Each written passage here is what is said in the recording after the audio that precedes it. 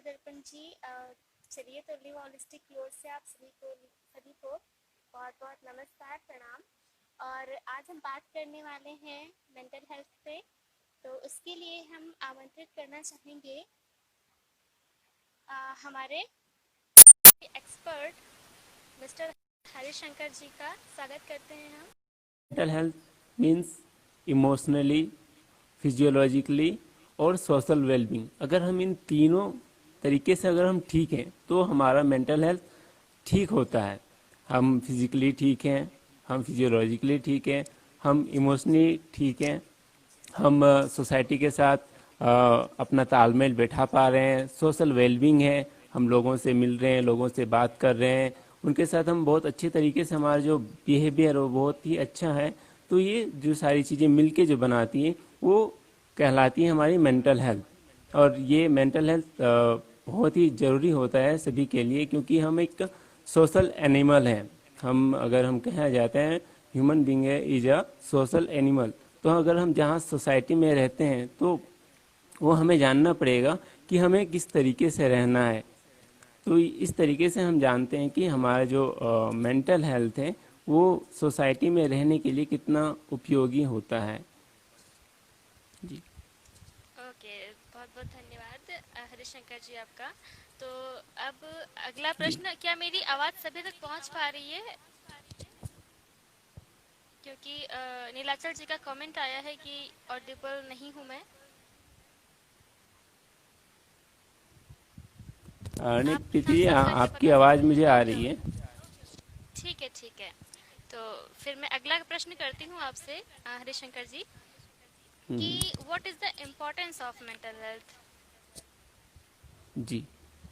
अब जी सर। हमने अभी जाना कि मेंटल हेल्थ कितना क्या होता है, कि हम फिजियोलॉजिकल और इमोशनली और हम सोशल वेलबींग जो बिहेवियर है हमारा सोसाइटी के तरफ से ठीक रहता है, तो वो हमारी मेंटल हेल्थ होती है। तो अब इम्पोर्टेंस हम जानते हैं कि जो इम्पोर्टेंस है हमारी मेंटल हेल्थ का, वो हर एक एस्पेक्ट में बहुत ही इम्पोर्टेंट पड़ता है, हमारी हर एक एक्टिविटी को लेके। अगर हम स्टूडेंट्स की बात करें तो कई सारे प्रॉब्लम्स स्टूडेंट्स लाइफ में आती है कि उसके एग्ज़ाम्स होते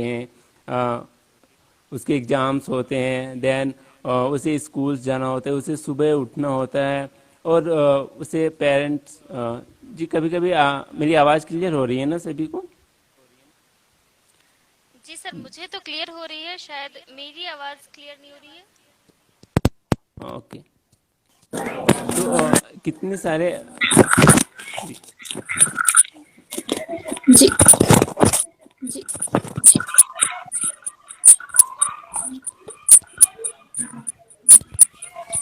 प्रीति, बहुत इको टाइप हो रही है आवाज़, वॉइस बहुत ही ज़्यादा इको हो रही है। अब मुझे थोड़ी समस्या है।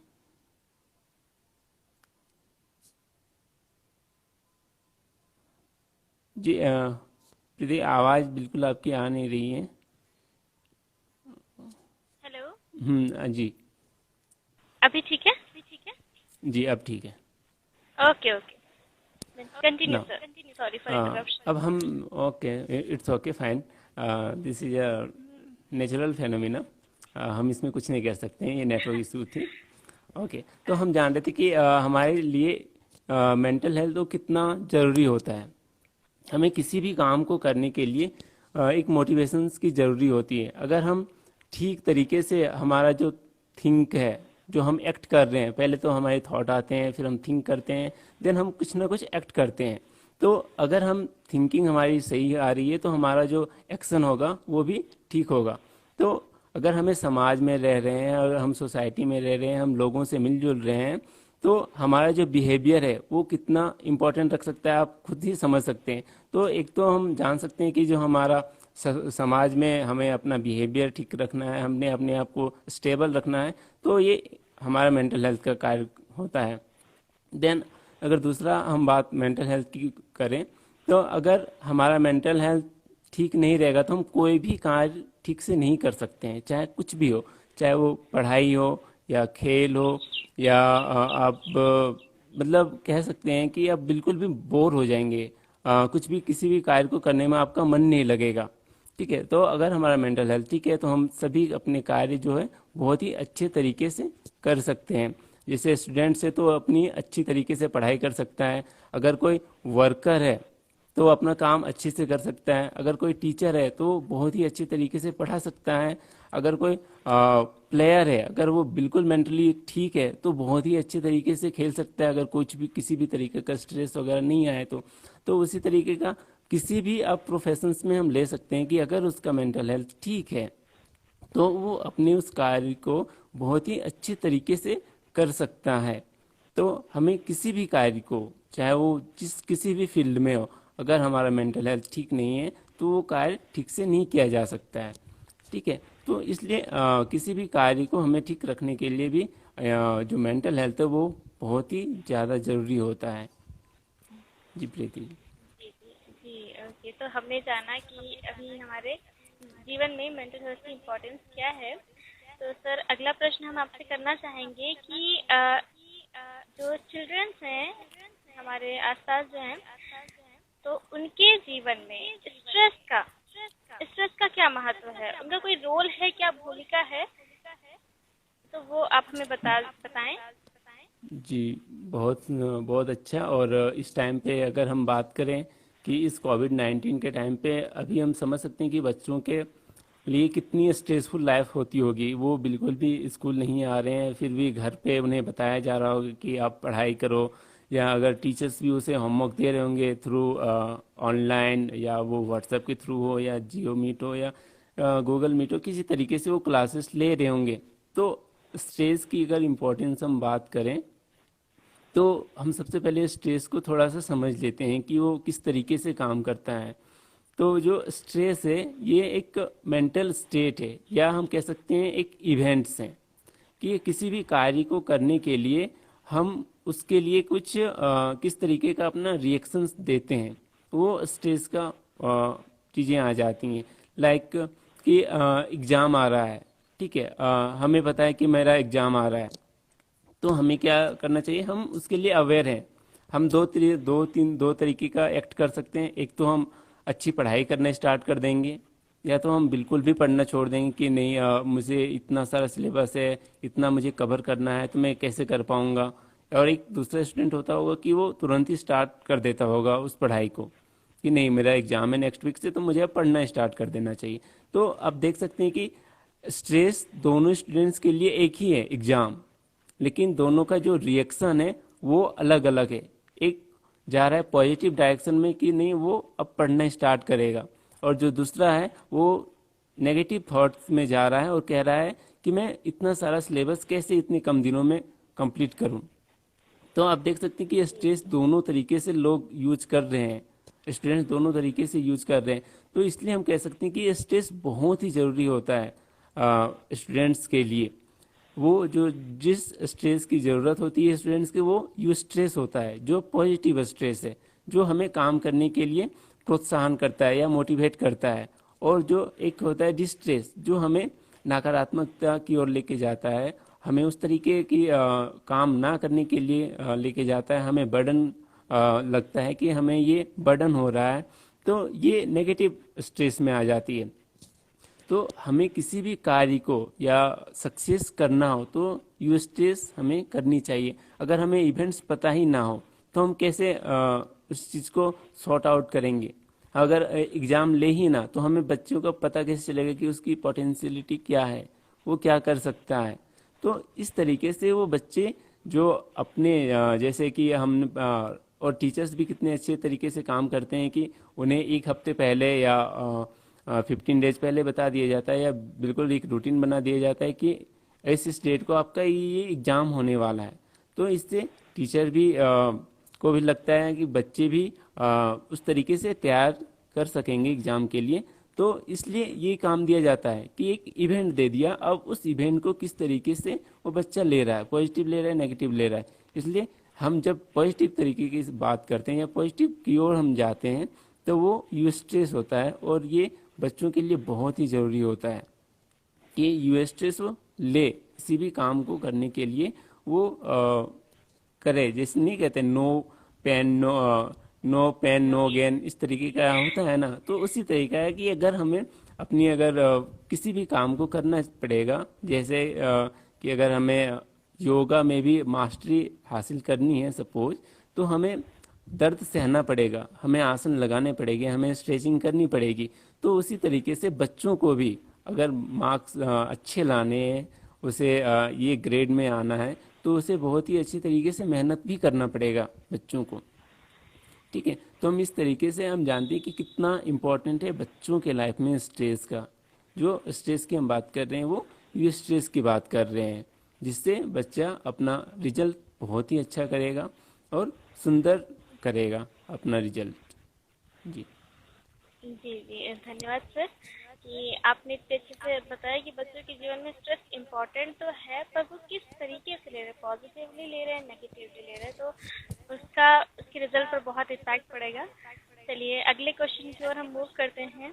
तो हमारा अगला प्रश्न ये है कि काउंसलिंग एक टर्म आता है साइकोलॉजी में, तो जी जी स्टूडेंट्स की लाइफ में काउंसलिंग का क्या महत्व है या उनके लिए हेल्प कैसे करता है, काउंसलिंग कैसे हेल्प करता है स्टूडेंट्स को, ये प्रश्न है अगला। जी बहुत ही अच्छी बात कही आपने काउंसलिंग की बात। और ये काउंसलिंग इवन बच्चों की ही ज़रूरत नहीं पड़ती, ये काउंसलिंग सभी को ज़रूरत पड़ती है। जो हर एक इंसान को काउंसलिंग की ज़रूरत पड़ती है। जैसे कि अगर हम अपने घर में ही एग्जांपल लेते हैं, तो अगर हमें मम्मी पापा कई सारी काम को करने के लिए रोकते हैं, तो वो कहीं ना कहीं हमारी काउंसलिंग ही होती है कि ये काम तुम्हारे लिए अभी अच्छा नहीं है। ठीक है, तो ये काउंसलिंग सभी के लिए एक कह सकते हैं कि मार्गदर्शन, एक दिशा निर्देश कि उसके लिए क्या अच्छा है क्या बुरा है, ये चूज करना। तो अगर हम in the aspect of students हम बात करें, तो स्टूडेंट्स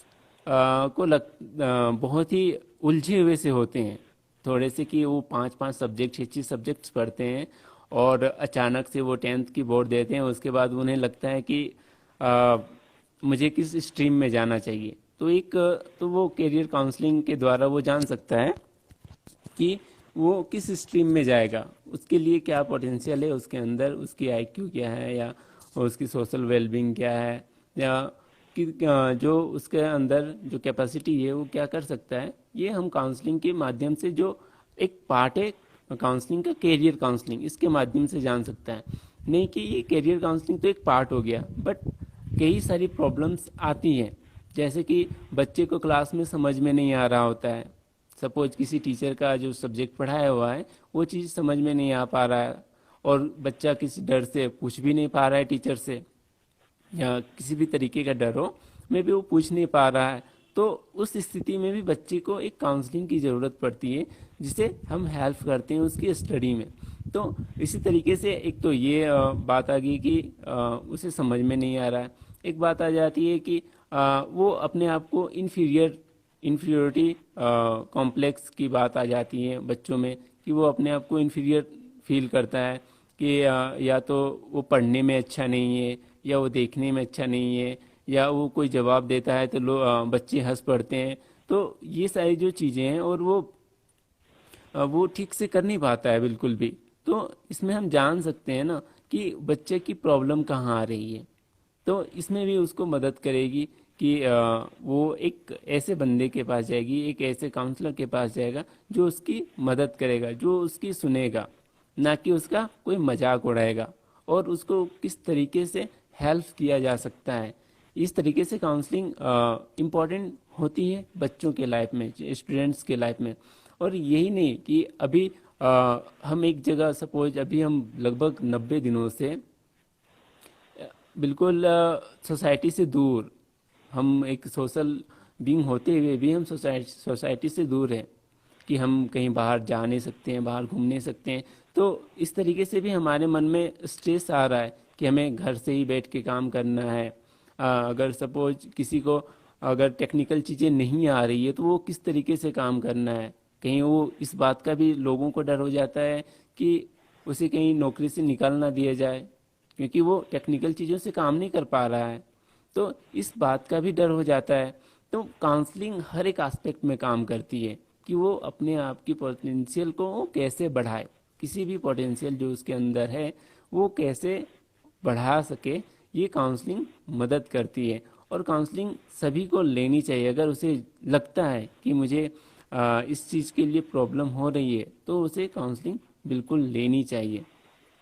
और मैं बहुत ही धन्यवाद करना चाहूँगा लिव होलिस्टिक को कि वो इस तरीके की चीज़ें वो कर रहा है। लिव होलिस्टिक कई सारी चीज़ें वो दे रहा है, योग दे रहा है, काउंसलिंग दे रहा है, कई तरीके की थेरेपेटिक चीज़ें दे रहा है जो हमारी मेंटल हेल्थ और फिजिकल हेल्थ को ठीक रखे। तो मैं बहुत बहुत धन्यवाद देना चाहूँगा लिव होलिस्टिक को इस बात के लिए। और मैं दर्शकों को भी कहना चाहूँगा कि अगर उसे लगता है कि उसे काउंसलिंग की ज़रूरत है तो बेशक समाज को ना देखें, या समाज हमें क्या कहेगा, सामने वाला क्या कहेगा, क्या सोच रहा है मेरे बारे में, क्या सोचेगा, ये मिथ है। हम कह सकते हैं बिल्कुल ये पूरी तरीके से मिथ है।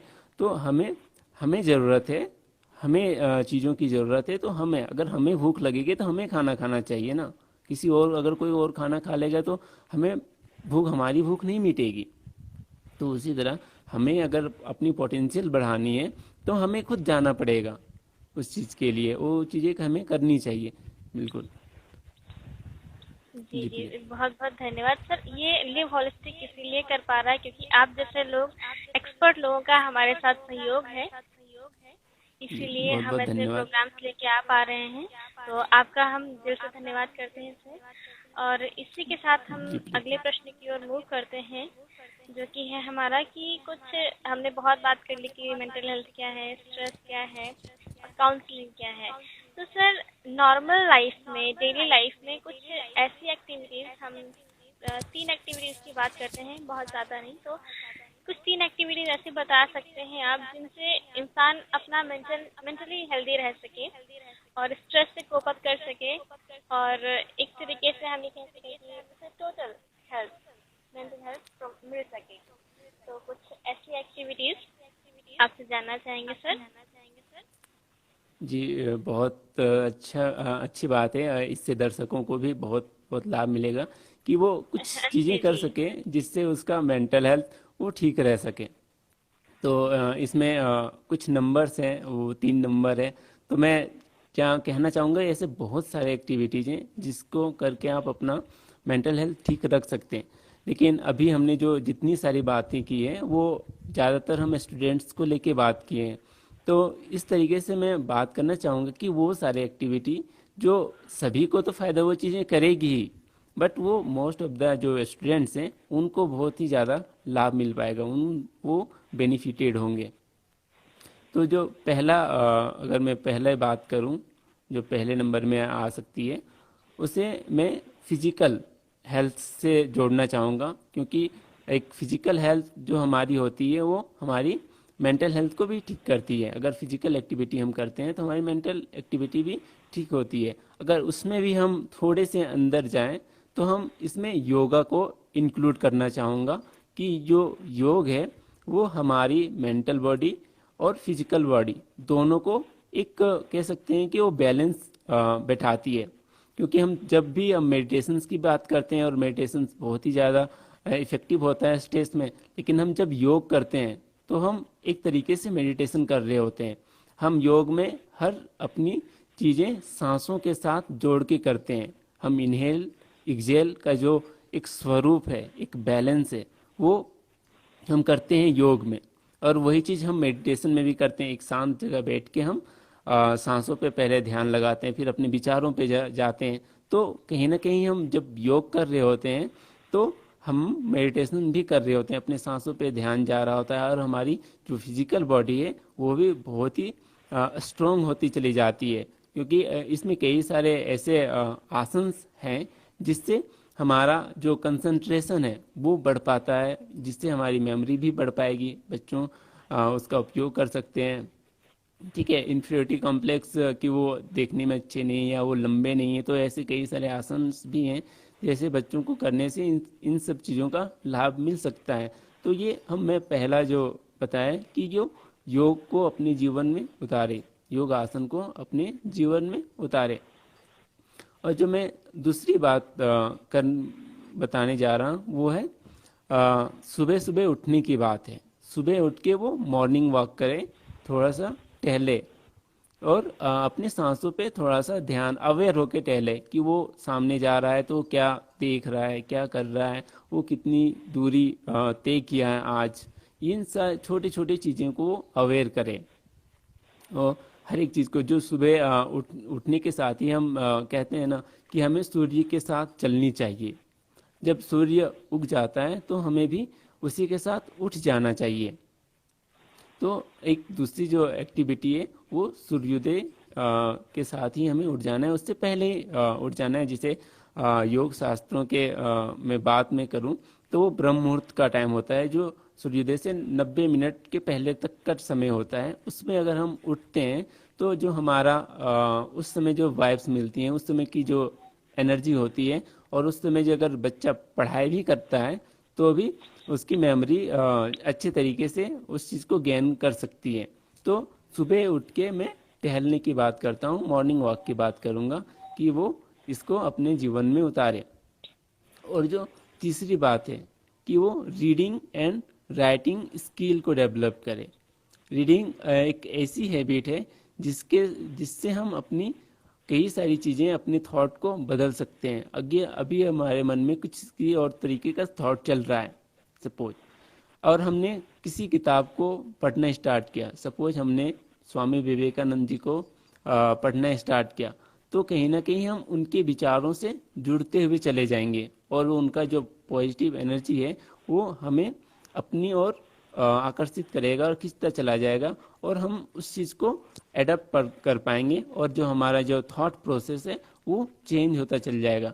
उसी के साथ राइटिंग है, अगर हम उस चीज़ को लिखने की भी प्रयास करने लग जाएं तो हमारी जो राइटिंग स्किल्स है वो भी बहुत ही अच्छे तरीके से बढ़ेगी, और हम एग्जाम्स में भी अच्छे से लिख पाएंगे।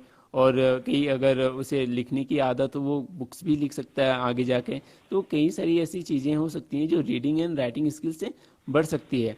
अगर उसे मेंटल प्रॉब्लम है और मेंटल किसी से के साथ वो शेयर नहीं कर पा रहा है बच्चा, तो भी अगर वो लिख के अगर शेयर कर पाता है तो वो भी उसके लिए बहुत ही ज़्यादा बेनिफिटेड होगा कि वो अपनी चीज़ें लिख पा रहा है, वो लिख के उस चीज़ को मिटा सकता है, कर सकता है। तो उससे भी वो अपना जो मेंटल हेल्थ है वो ठीक कर सकता है। ये तो तीन चीज़ें हो गई जो बहुत ही इफ़ेक्टिव मानी जाती हैं, लेकिन बहुत सारी ऐसी चीज़ें हैं जिसको करने से आप मेंटल हेल्थ अपना ठीक रख सकते हैं। जैसे एक जर्नी है, कहीं आप घूमने के लिए चले गए तो भी हमें जो मेंटल हेल्थ वो भी हमारा ठीक होता है। बट इस टाइम पे हम ये बात नहीं कह सकते कि आप कहीं घूमने के लिए निकल जाओ, क्योंकि ये टाइम उस चीज़ के लिए नहीं है। इस टाइम के लिए आप मॉर्निंग वॉक कर सकते हैं, आप योगा ज्वाइन कर सकते हैं, आप लिव होलिस्टिक के साथ जुड़ के भी योग कर सकते हैं। ये भी ऑनलाइन क्लासेस प्रोवाइड कराते हैं। तो अभी आप घर पे बैठ के ये सारी चीज़ें कर सकते हैं। आप रीडिंग करने की बात आई है, रीडिंग राइटिंग की बात आई है, तो आप ये घर पे बैठ के ये सारी चीज़ें कर सकते हैं। इसके साथ आप रनिंग, फिजिकल एक्टिविटी में रनिंग भी आती है, आप चाहे वो कर लो, या कोई गेम्स खेलना पसंद है आप वो गेम्स खेल लो। अगर कोई फ्रेंड्स है, फ्रेंड्स के साथ थोड़ी बहुत मस्ती मजाक, ये सारी चीज़ें हैं जो हमारी जो मेंटल हेल्थ है उसको ठीक रखती है। और ऐसी चीज़ है जो स्माइल है। एक बात आती है, स्माइल हमेशा मुस्कुराते रहें तो भी आधी स्ट्रेस हमारी ऐसे ही ख़त्म हो जाती है। क्योंकि जैसे अगर आप स्माइल करते हैं तो सामने वाला बोलेगा बहुत खुश हो, तो कहीं ना कहीं आप खुश ना होते हुए भी आप खुश हो जाएंगे, क्योंकि सामने वाला भी बोल रहा है क्या बात है आज बहुत खुश हो। ठीक है, तो अगर हमेशा आप अपने चेहरे पे स्माइल भी रखेंगे तो समाज भी आपको देखेगी कि नहीं ये बंदा बहुत ही खुश रहता है। और इस चीज़ को आप कंटिन्यू रखने के लिए भी आप इस चीज़ को करना स्टार्ट करेंगे और इसे कंटिन्यू रखेंगे। तो ऐसे ही, और ब्रीदिंग एक्सरसाइज है, मेडिटेशन से, ये सारी एक्टिविटीज़ हैं जिसके माध्यम से आप अपना मेंटल हेल्थ है जो आप ठीक रख सकते हैं। जी प्रीति। जी जी, तो thank you so much sir, आपने इतनी वैल्यूएबल जानकारी दी, इतनी वैल्यूएबल एक्टिविटीज में बताया। और एक जैसे कि ये हॉलिस्टिक बात करता है टोटल हेल्थ की, होलिस्टिक हेल्थ की, तो आपके सेशन में, आपके प्रोग्राम में वो सारी चीज़ें आपने कवर की। और इसके लिए हम आपका तहे दिल से शुक्रिया करते हैं और बहुत बहुत धन्यवाद सर। और भी कुछ हमारे दर्शकों से आप कहना चाहें तो वेलकम, प्लीज़ उन्हें बताइए कुछ और बातें और फिर हम सेशन यहीं पे समाप्त करते हैं। जी जी, बहुत बहुत धन्यवाद। मैं सबसे पहले प्रीति, मैं आपको धन्यवाद देना चाहूँगा कि आपके माध्यम से ये सेशन पूरा हो पाया। बिना आपके ये सेशन हो ही नहीं पाता। जैसे आप मॉडरेटेड का काम करते हैं, स्पीकर से ज़्यादा इम्पोर्टेंट मॉडरेटेड का होता है कि वो किस तरीके से मॉडरेट कर रहे हैं और जो जनता या जो दर्शक देखना चाह रही हैं वो चीज़ उन तक पहुंचा रहे हैं। और मैं साथ ही साथ लिव होलिस्टिक को भी बहुत बहुत धन्यवाद देना चाहूँगा कि वो इस तरीके का प्रोग्राम कराया और लोग सोशल अवेयरनेस वो फैला रहे हैं और ये बहुत ही ज़रूरी है। लोग भी इससे बहुत भी लाभान्वित होंगे। आई होप कि अगर किन्हीं को किसी तरीके के डाउट्स आते हैं तो वो कमेंट बॉक्स पे पूछ सकते हैं सवाल। बिल्कुल भी उसके सवाल जवाब का भी एक सेशन ऐसा रखा जा सकता है। और मैं फिर कहना चाहूँगी कि अगर कुछ अधिक जानकारी अगर आपको चाहिए तो liveholistic.in में भी जा सकते हैं आप, वहाँ पे भी सर्च कर सकते हैं। आपको ज़रूर आपकी सहायता की जाएगी। बहुत बहुत धन्यवाद। जी जी, बहुत बहुत धन्यवाद सर आपका। और जैसा कि सर ने हमें ये बताया कि कोई भी प्रश्न है हेल्थ से रिलेटेड आप उसे ज़रूर पूछिए। आप उसमें कमेंट बॉक्स में जाकर के पूछेंगे, आपको आपकी समस्या का समाधान ज़रूर दिया जाएगा लिव होलिस्टिक की तरफ से। साथ ही अब लिव होलिस्टिक के साथ जुड़े रहिए और ही ज़्यादा बेहतर हेल्थ अपडेट के साथ हेल्दी बने रहिए, मुस्कुराते रहिए। इसी के साथ हम आज का ये समाप्त करते हैं सेशन। सभी को प्रणाम और थैंक यू हमारे साथ जुड़े प्रणाम, रहने के नमस्ते। लिए। प्रणाम सर। Okay, thank you.